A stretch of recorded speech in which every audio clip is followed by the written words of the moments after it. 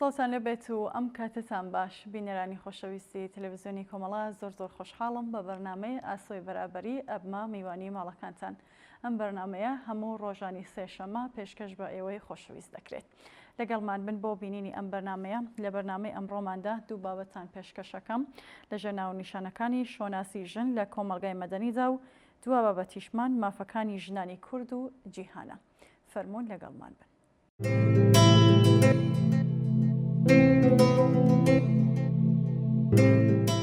شۆناسی ژن لە کۆمەڵگای مەدەنیدا لە نووسینی ڕێزدار عومەر عەلی ئەحمەد.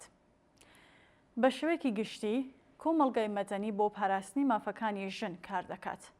مافە کۆمەڵایەتیەکانی ژن کە بەشێکی جەوهەرین لە مافەکانی مرۆڤ لەم چوارچێوەیەدایە و پاراستنیان کاری ڕێکخراوەکانی کۆمەڵگای مەدەنیە. هەر بۆیە بەرگریکردن لە شۆناسی کۆمەڵایەتی ژن لەلایەن ڕێکخراوە ناحکومەکانەوە بە هەند وەردەگیردرێت. هەروەها دەتوانرێت چەمکی ناسنامەی کۆمەڵایەتی وەک پارادیام یان چوارچێوەیەکی تیۆری لێکۆڵینەوەی لەسەر بکرێت. هاوکات دەتوانرێت بوترێت پرسی شۆناسی کۆمەڵایەتی و کەلتوری یەکێکە لەو تەوەرە گرنگانەی لە ناوەڕاستی سەدەی بیستەمدا هاتوۆتە ناو کایەی هزریەوە، بە تایبەتی لە ویلایەتە یەکگرتووەکانی ئەمریکادا. ڕەگەزە کەلتوریەکانی بەها و نەریت و چاوەڕوانی کۆمەڵایەتی کاریگەریان لەسەر شۆناسی ژن جێدەهێڵن. ئەمانەش کاریگەریان لەسەر ڕۆڵ و پێگەی ژن لە کۆمەڵگادا هەیە. لەم سۆنگایەوە کۆمەڵگای مەدەنی دەیەوێت ناسنامەی کۆمەڵایەتی ژن دیاری بکات، تاوەکو ژن وەکو کەمینە و چینی پەراوێزخراو تەماشا نەکرێن، بەڵکو پرسەکانی یەکسانی ڕەگەزی و ماف و دادپەروەری دەهێنێتە ئاراوە و بەرگری لێ دەکات. زیاد لەوەش کۆمەڵگای مەدەنی لە ڕێگەی چالاکی و هەوڵی جۆراوجۆرەوە ڕۆڵێکی گرنگی هەیە لە پێشخستنی یەکسانی جیندەری. هاوکات ئاسیابووری و سربەخۆیی دارایی ژنان کاریگەری لەسەر شۆناسی کۆمەڵایەتی و پێگەیان دەبێت و ئەمەش کاریگەر دەبێت لەسەر ئەو بڕیارانەی کە دەیدەن. چەمکی شۆناسی کۆمەڵایەتی بووەتە خەمی سەرەگی کۆمەڵگاکان، چونکە لەسەر بنەمای نیوکۆ کەلتوری کۆمەڵایەتیەکان دامەزراوە. بەشی زۆری پرۆسەی بەدەستهێنانی شۆناز لە پێگەیاندنی کۆمەڵایەتیەوە وەردەگیرێت لە ناو خێزانەکاندا و دایک ڕۆڵێکی گرنگ دەبینێت لەم پرۆسەی بە کۆمەڵایەتیکردنە. جگە لەوەش پەروەرزەی فەرمی و نافەرمیش ئەو ئەرکەیان لەسەر شانە، لەبەرەوە کۆمەڵگای مەدەنی لێرەدا دەستێوەرزان دەکات و لە ڕێگەی هۆشیارکردنەوەی کۆمەڵگا و دایبانەوە لە پرۆسەی بە کۆمەڵایەتیکردندا شەمکی یەکسانی و دادپەروەری و ئەرک و ماف دەچەسپێنێت و لەم ڕێگەیەوە منداڵێک بەرهەم دێت کە شۆناسە کۆمەڵایەتیەکەی لەسەر یەکسانی و دادپەروەری دامەزراوە. شۆناسی کۆمەڵایەتی ئاماژە بۆ ئەو ڕێگایانەیە کە خەڵکی لەسەر بنەمای ئەندامبوونیان لە گروپە کۆمەڵایەتیەکان جێگیر بوون. بۆ نمونە وەک تیپی وەرزشی، نەتەوە، پیشە، ڕاستەی سێکسی و ڕەگەز. پارێزگاریکردن لەم شۆناسە بە گوێرەی تێۆرە کۆمەڵایەتیەکان هۆکاری مانەوەی چین و توێژەکانی کۆمەڵگەیە و لە نێوانیاندا ژنیش. تیۆری شۆناسی کۆمەڵایەتی باس لەوە دەکات شۆناسە کۆمەڵایەتیەکان زۆرترین کاریگەریان هەیە کاتێک تاکەکان ئەندامیەتی لە گروپێکی دیاریکراودا بە سەنتەری خۆیان دەزانن و لەگەڵ گروپەکەدا هەست بە پەیوەندی سۆزداری بەهێز دەکەن، چونکە پەیوەندیکردن بە گروپێکەوە متمانە بەخۆبوون و شەنازی دەبەخشێت کە یارمەتیدەرە بۆ بەردەوامبوونی ناسنامەی کۆمەڵایەتی. یەکێکی دیکە لەو ڕێگایانەیە کە یارمەتیدەرە لە پاراستنی مافی شۆناسی کۆمەڵایەتی ژن بەهێزکردنی توانایی سیاسی ژنە و لەم ڕێگەیەوە ژنان دەتوانن بگەنە ناوەندەکانی بڕیار. هەروەها کۆمەڵگای مەدەنی ئەرکی جەختکردنەوە لەسەر گرنگی بەشداری سیاسی لە ڕەهەندەکانی پەیوەست بە پێگەی تایبەتی ژنان لە ئەستۆدایە و باوەڕی بە سەر لە نوێ دابەشکردنی ڕۆڵ لە نێوان ژن و پیاودا هەیە، بە شێوەیەکە پاڵ بە پرسی ژنەوە بنێت بۆ ئەوەی ببێتە پرسێکی کۆمەڵایەتی گشتی. جێگە بیرهێنانەوەیە بەشداری سیاسی ژنان بژاردە نییە، بەڵکو مەرجێکە بۆ گەیشتن بە گەشەپێدان و ڕوبەڕووبوونەوەی ستەمکاری.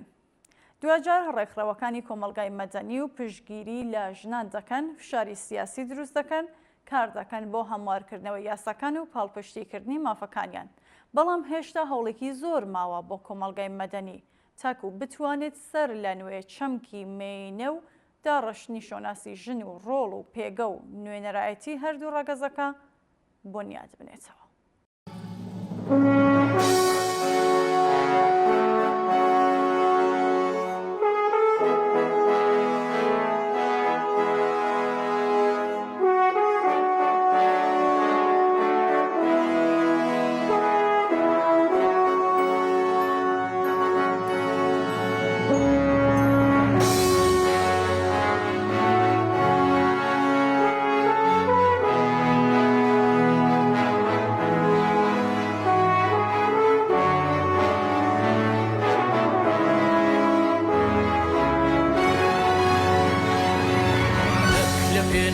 دەریاکاندا لە پێناوی دڵۆ پێدانەک لە پێناو دارستاندا لە پێناوی گەڵایەکدا نەک لە پێناو دەریاکاندا لە پێناوی دڵۆ پێدا گەشتر لە چاوەکانی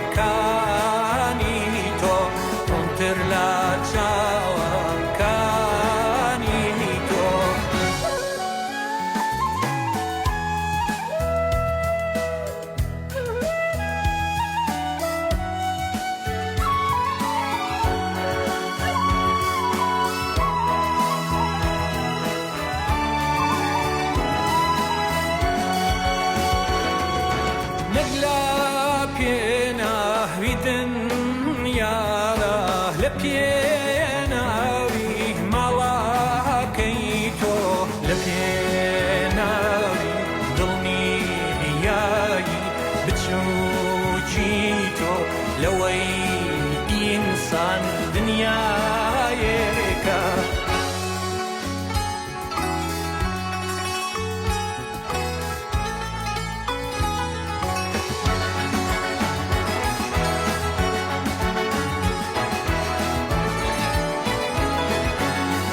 پێناوی ئارەزووی من کە تەقەسات لای تۆبم لە پێناوی باڵندەیەک لە نێوجێژی گژە بادا کاتێکە تۆ هەلها لەی شادی بۆ داکەی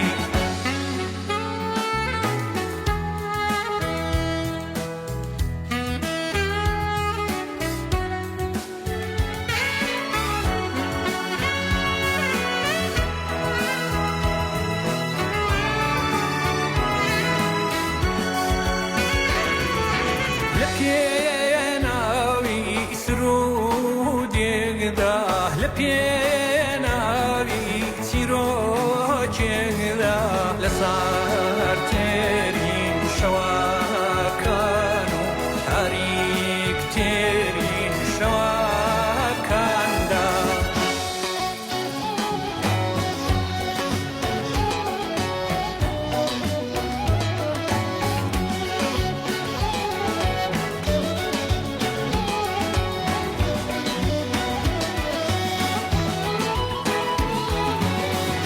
پێناوی بوو کەشوشەکانی تۆدا نەک لە پێناو گشتین سانە گەورەکاندا لە پێناوی سەنگ فەرشێکدا کە من بە تۆ دەگایێنێ نەک لە پێناو چاڕێگات و ڕەداستەکان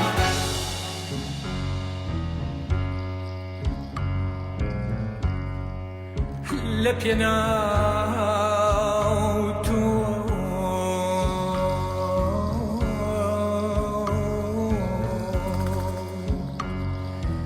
لە پێناوی هەر شتێکی بچووک و هەر شتێکی پاک کەوتنە سەر خاک. مافەکانی ژنانی کورد و جیهان لە نووسینی ڕێزدار دڵسۆز ڕەسوڵ. ئەو قۆناغێ ژنانی جیهان لە کۆمەڵگە پێشکەوتووەکاندا پێگەیشتون لە بواری سیاسی و بەدەستهێنانی پێگە لە ناوەندەکانی بڕیاردا بەرهەمی خەباتی بێپسانەوەیە. لە سەردەمانێکدا ژنان بەگشتی لە هەموو کۆمەڵگاکاندا وەک مرۆڤی پلە نزم تەماشا دەکران. لە مێژوودا سەردەمی بە کۆیلەکردن بۆ ژنان زیاتر درێژە کێشاوە وەک هەلوپەل مامەڵەیان پێوەکراوە. بزوستنەوەکانی ژنان لە جیهاندا نزیکەی 200 ساڵ تەمەنیەتی کە سەرەتا بە داواکاری سادە دەستی پێکردووە وەک مافی دابینکردنی کار و موچەی هاوتا. ئیتر بە پێ قۆناغ داخوازیەکانی ژنان گەشەی کردووە هەتا بە دوای مافە سیاسیەکان گەیشتووە و دوجاریش سەردەمی خواستی یەکسانی لە ماف و ئەرگدا هاتووەتەکایەوە. لەو مێژووەدا چەندین ڕێکەوتەنامە و بەڵگەنامەی نێودەوڵەتی بوونەتە هاوکار و پشتیوان بۆ بەدەستێنان و چەسبنێنی مافەکانی ژنان و ڕنگدانەوەی لە یاسای وڵاتە جیاوازەکان و ڕیشەکێشکردنی جیاکاریەکان و ئەو کتوبەندانەی دەبنە کۆسب لە بەردەم هاتنارەی کۆمەڵگایەکی یەکسان و هاوسەنگ کە تیادا لەسەر بنەمای مافی ژن ڕێز لە تاکەکانی بگیرێت.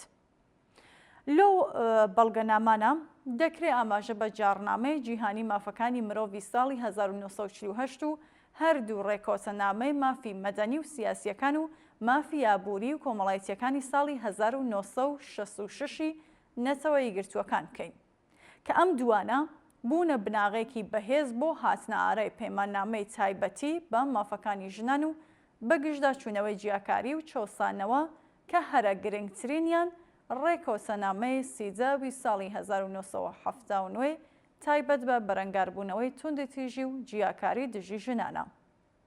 ئەم بەڵگەنامە نێودەوڵەتیانە هانی وڵاتانیان داوە بۆ داڕشتنی دەستور و یاساکانیان لەسەر بنەمای ڕێزگرتن و دابینکردنی مافەکانی ژنان. بۆیە لەو وڵاتانەی ڕێز لە یاسا و دەستور دەگیرێت و بە شێوازی دموکراسیدا دەڕێژن دۆخی ژنان بەرەو باشبوون ڕۆیشتووە و دەرفەتێکی باشیان بۆ ڕەخساوە بۆ ئەوەی بتوانن پەرە بە مافەکانیان بدەن. لە هەندێک وڵاتیش سەرەڕای پابەندی یاساییان بە بەڵگەنامە نێودەوڵەتیەکانەوە کەچی نەیانتوانیوە ئەو بوارە بڕەخسێنن، بەڵکو زۆر جار ئەو بابەتە وەک شتێکی لاوەکی و ناگرنگ تەماشاکرەوە. لەوانە عێراق و ئێران بەشێکی زۆری وڵاتانی جیهانی سێهەم کە ژنان کەمتر دەرفەتی خۆسەلماندنیان هەبووە. لە هەرێمی کوردستان هەر لە سەرەتای دامەزراندنیەوە ڕوانگەیەک بۆ پاڵپشتی ژنان هەبووە، بەڵام دوای ساڵی 2003 و نۆسینەوەی دەستوری عێراق پشتیوانی یاساییەکان بۆ مافەکانی ژنان باشتر فراهەم بوو کەچی لە ڕووی کۆمەڵایەتیەکەیەوە دۆخەکە پێویستی بەوە هەبووە کاری لەسەر بکرێت و زەمینەی دەرچواندنی یاسای مەدەنی و پارێزگاری لە مافەکانی ژنان بڕەخسەندرێت. بۆیە ئێستا پێویستە کار لەسەر زەمینە کەلتوریەکە بکرێت و هەوڵی چاکسازی لە دیدگای کۆمەلگادا بدرێت سەبارەت بە تێڕوانینیان بۆ مافی ژنان. لێرەوە ڕۆڵی حەزبەکان و ڕێکخراوەکانی کۆمەلگای مەدەنی زۆر کاریگەرە لە بەگشتدا چوونەوەی ئەو بیر و باوەڕانێکە دژی مافەکانی ژنان و پێدانی پێگە و ڕۆڵن پێیان. پێویستە پلانی درێژخایەنیان هەبێت و بە شێوەی پراکتیکی کار لەسەر توێژەکانی کۆمەلگە بکەن بۆ ئەوەی ژنان سوود لە توانەکانیان ببینن و فرامۆش نەکرێن.